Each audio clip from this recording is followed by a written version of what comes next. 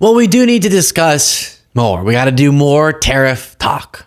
I know it's a lot, but this is sort of the global story right now as the entire global economy reels from Trump's announcement yesterday that there would be these baseline 10% tariff on all foreign imports and then huge tariffs on other countries depending on what he perceives they're doing to us.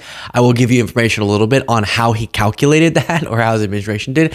And it's a bonkers calculation that led to them saying they're doing reciprocal tariffs when they're not really that. So we have Trump on the plane talking about this. We have Trump out before he left to go golfing. Yay! After he crashed the stock market, he went off to golf. That's perfect. But we'll also look at the response from some of the world leaders who have responded publicly, and there's some disastrous stuff there. So first, Trump posted this. I meant to talk about this in a different segment this morning where he seems to be likening what he's doing to us to a doctor doing an operation on a patient. And he has this very weird wording for it, saying the operation's over. The patient lived and is healing. The prognosis is the patient will be far stronger, bigger, better, and more resilient than ever before. Make America great again. The patient will be bigger than ever before? That's weird. Like reverse lipo? I don't know. A BBL? No, wait. BBL doesn't actually make you bigger, does it? It makes you bigger somewhere. Regardless, he doubled down on this wording that we're just a patient that needs to be worked on. Now, in reality, a more proper, if we want to use that metaphor, is a patient is on the table and maybe it has even a little eensy-weensy cold or maybe a big cold. And he comes up and saws the patient in half. That's sort of what he did, okay? But he really thinks this is clever. Click the subscribe button, by the way, if you're not yet subscribed. It's free, and it's wonderful. It's beautiful. You instantly become more beautiful when you click the subscribe button. The markets today are way down, the worst day in years because of the tariff. So how's it going? I think it's going very well. It was an operation. Like when a patient gets operated on, and it's a big thing. I said this would exactly be the way it is. We have 6 or 7. He said he's trying to argue this is exactly what he warned us he would do. See, he did say he was going to do crazy tariffs, but he insisted that under Harris, the stock market and the economy would collapse. Instead, it is he who is causing that. $1 trillion coming into our country. And we've never seen anything like it. The markets are going to boom. The stock is going to boom. The country is going to boom. And the rest of the world wants to see, is there any way they can make a deal? They've taken advantage of us for many, many years. For many years, we've been at the wrong side of the ball. And I'll tell you. Yeah, and I know some of you are wondering, I just don't think we have time to discuss this. His hair is barely hanging on for its life as the wind seeks to take it right off his head. But I mean, it's really terrible because, again, he doesn't understand it. So he's lying or doesn't understand. He says we're going to take in trillions of dollars through these tariffs. What he means is because a tariff is a tax, you can bring in government revenue through it.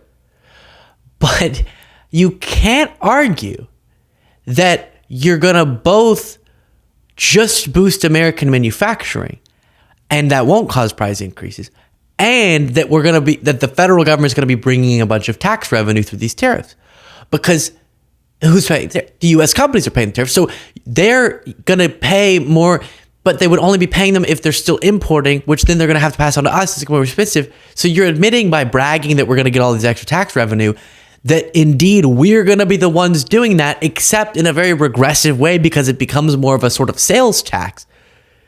Consumers, it hits people close to home because consumers feel on everyday consumer product this, instead of taxing just those who, increase tax just on those who can afford it. And interestingly, he walked out. Normally he takes a few questions before heading off to his golf trips that cost millions of dollars. I've said before, presidents, if they need to stay sane by going to trips and doing golf, that's fine. But Trump is the one who would make fun of Biden every time he would do a vacation. It was Fox News every time Biden would do a vacation that said this is proof he doesn't care because there's crisis going on. And in this case, it's not just some random thing or a weather event out there. It's literally Trump collapsing the markets and then going off to go play golf. And Doge is bragging every time they find $2 under a pillow and they stole it from a kid for their mother-loving tooth fairy. They'll take that and brag about it whenever they get a little girl's tooth fairy money. They'll say, well, look how much money we saved. And $2 is a lot for a tooth, by the way. I know it was 50 cents back in my day. You could go to the movie theater for a nickel. But Doge brags about that, but doesn't care to find the inefficiencies of Trump going and playing $3 million worth of golf because it takes so much money to fly him there and all the security. But here he is just answering that one question and then scurrying himself off. At the wrong side of the ball, and I'll tell you what, I think it's going to be unbelievable. The thing that people have to talk about, we're up almost to $7 trillion of investment coming into our country, and you'll see how it's going to turn out. Our country's going to boom.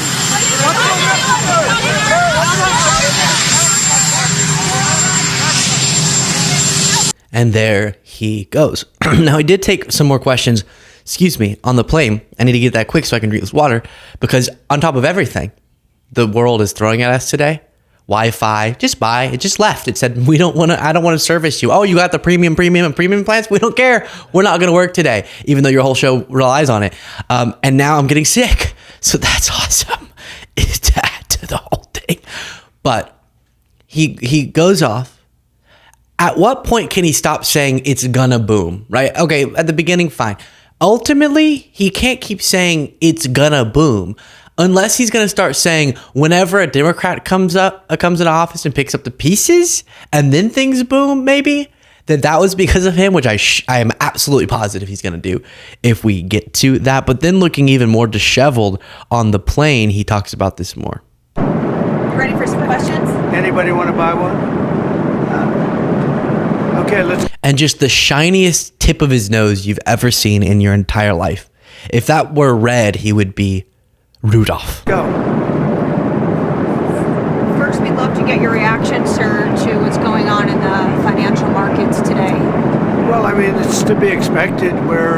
This is a patient that was very sick. We really inherited a terrible economy, as you know, with a lot of problems, including loss of manufacturing and plants closed up all over the country. We were actually seeing boost in manufacturing under Joe Biden, but he does the patient thing again. He thinks that's really clever. Then he says it might take 2 years to accomplish whatever it is that he is saying he's going to accomplish. Like really, Mr. President. How long will it take to get American manufacturing to where you would like to see it? Well, let's say it's a 2-year process. They start a plant, and they're big plants. We're giving them approval to also, in many cases, to build the electric facility with it. And like the presser a week ago, Howard Lutnick is still peering over in the darkness Trump's shoulder, so proud of his big boy. Well, the world's responding. Reuters reports Francis Macron calls for suspension of investment in the United States after tariffs. French President Emmanuel Macron called on Thursday for European companies to suspend planned investment in the United States after U.S. President Donald Trump announced sweeping global tariffs. Let's take a look at this clip ourselves. It was important for us to meet as soon as possible after last night's announcements by President Trump, which are a shock for international trade, not just for the European Union, France, but fundamentally for the smooth functioning of trade. What is important, and it's all the work that needs to be done per sector, is that upcoming investments or the investments announced in recent weeks are temporarily suspended until things are clarified with the United States of America. Because what would be the message of having major European players starting to invest billions of euros in the American economy at a time when they are hitting us? Therefore, we need to have collective solidarity. Yeah, so there, maybe some of the mentioned investments Trump was bragging about are being suspended. All of us and our companies and our country is being punished because of the whims of Trump. I bet you miss the Biden gaffes right about now. I think I do. Carney, Mike Carney, the Canadian Prime Minister, said this. I told the President Mark Carney that I will be working hard for the next month to earn the right to represent Canada in those discussions to get the best deal for Canada under the new U.S. approach. At the same time, Canada must be looking elsewhere to expand our trade, to build our economy, and to protect our sovereignty. Canada is ready to take a leadership role in building a coalition of like-minded countries who share our values. We believe in international cooperation. We believe in the free and open exchange of goods, services, and ideas. And if the United States no longer wants to lead, Canada will. And that's going to be really, I think, a big part of Trump's legacy, which is pushing aside our allies, which they see as big, strong Trump. But in reality, that's just to the detriment of us, where there's going to be alignments elsewhere and leaders prevailing elsewhere. Countries that say we can be the leader of the free world. And then the emboldening of our adversaries in priorities and principles that damage what we fought so hard to protect on the world stage. That's going to be the outcome of Trump's behavior here. Because I want to just keep emphasizing, it's not that you can't want changes in global trade. If there's a particular issue he has or stipulation that he has with this country, that country, you can do it. Well, something he's never tried is, hey, here's something I'm unhappy with, Canada. He brings up the dairy thing, and he misstates that. But dairy-related trade barriers. I want you to drop all trade barriers, and if you don't, by this date, I'll apply this tariff. That would be a negotiation. Instead, he just goes, and then if any country can be perceived as just slightly doing anything that nudges in our direction, then MAGA goes, woo, out of the deal. But in the meanwhile, Trump's created a generational damage to our reputation, to U.S. companies, and to trust in the United States, because he doesn't actually know how to negotiate. You have to make demands clearly, give a timetable, and see if they'll concede. But he doesn't do that. He just throws a temper tantrum and then sees what happens. The Denmark Prime Minister, on Trump's threats against Greenland, said this. I would like to take this opportunity to send a message directly to the United States of America. The US is a big country and Denmark is a small one. We have looked up to you and you have inspired us. Because since the Second World War, you have defended the free world, created prosperity and progress, peace and freedom. And we have tried to give back to you by always supporting you and by showing up every time you called. In us, you have a friend that has always kept our word, a friend you have always been able to rely on. There is nothing I want more than for our friendship to continue. Because if we let ourselves be divided as allies, then we do our foes a favor. And I will do everything that I can to prevent that from happening. Therefore, when you ask our businesses to invest in the US, they do. When you ask us to spend more on defense, we do. And when you ask of us to strengthen security in the Arctic, we are on the same page. But when you demand to take over a part of the kingdoms of Denmark territory, when we are met by pressure and by threats from our closest ally, what are we to believe in about the country that we have admired for so many years? The country that, if any, have stood up for others' freedom. You know us, you know what we stand for, and you know that we don't give in. And that is why I have to say very clearly, national borders, sovereignty of states, and our integrity. These are all principles rooted in international law. These are fundamental principles. And she continues, but I mean, it's a pretty powerful message. And that's a really heartbreaking part of this all, that, yeah, we're going to have, I do believe we're going to have future elections, and we're hopefully going to defeat the Republicans. But the damage will have been done in many ways for quite some time. A conservative influencer, going back to the tariff topic, The Quartering, wrote this about things getting more expensive. It's insane. You do not need the new iPad. You do not need the new cell phone. You do not need the new video game console. You want them. There's a big difference. And if you look at the people whining about the tariffs, I challenge you to ask them how their lives have been affected in any way. Now, I want you to imagine that Joe Biden, or a defender of Joe Biden, posted that. Just replace the word tariffs with inflation during the pandemic-induced inflation. The meltdown that would happen. He doesn't care. The people who support him hate the working class, and they want everyone to suffer. Because this is not just about items like an iPad, cell phone, video game console. Those will be impacted as well, obviously. This is about groceries. It's sort of an old-fashioned word, Trump might say. This is about basic needs. Homes being built, that process being more expensive. And to look at people who, well, we're about to feel the effects, it's sort of happening now, baba. And so we're about to experience, now that these have been imposed, the full force and effect of them. To look at them and say, you're just a spoiled brat, is crazy.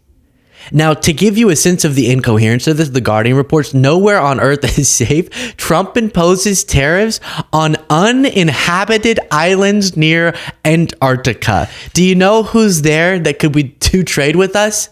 The penguins! There's just penguins. Maybe we find some other animal, but there's no humans there. At some of these islands that have now had a strong and powerful tariff applied to them, leading to people creating images like this. But guys, we don't even do trade with your country, says a penguin.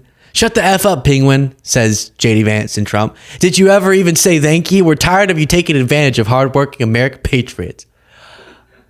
So, I mean, it gets, that's sort of a silly example, but then you learn about how they calculated the quote unquote reciprocal tariffs against countries, and CNN lays that out. President Donald Trump's massive tariffs announced on dozens of nations Wednesday were pitched as reciprocal, matching what other countries charge the United States dollar for dollar, even taking into account non-tariff barriers like value-added taxes and other such measures. But the actual calculation the Trump administration used is not reciprocal at all.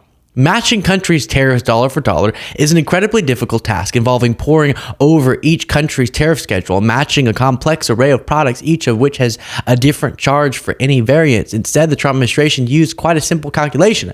The country's trade deficit divided by its exports to the United States times half. That's it. The calculation was first suggested by a journalist.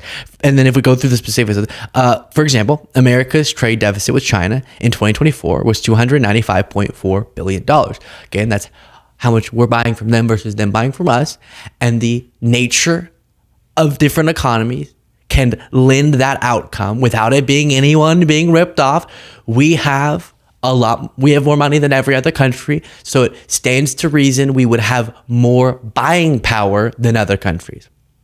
And the United States imported $439.9 billion worth of China's goods. That means China's trade surplus with the United States was 67% of the value of its exports, a value the Trump administration labeled as tariffs charged to the U.S.